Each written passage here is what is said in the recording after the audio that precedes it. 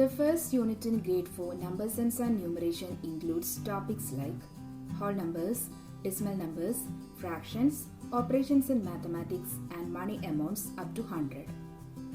This video includes the subunits, decimal numbers and fractions. In order to help a child with learning, you can provide them with worksheets similar to these.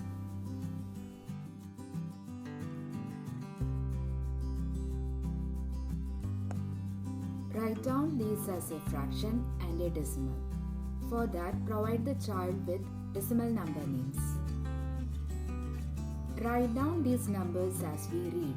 Provide them with the numerals. Write down these numbers as decimals. Compare the numbers and put less than, greater than or equal to sign. Arrange the following decimals from biggest to smallest. In the same way, you can ask them to write from smallest to biggest too. Count forward by hundreds and write 3 more numbers. Add the following up to hundreds. Subtract the following. Number line representation of decimal numbers. In this, you can ask a child to mark specific number on a number line. Let's move on to the next topic, fractions. What fractions do the following figures represent? Provide them with figures. Shade the shapes to show the fractions.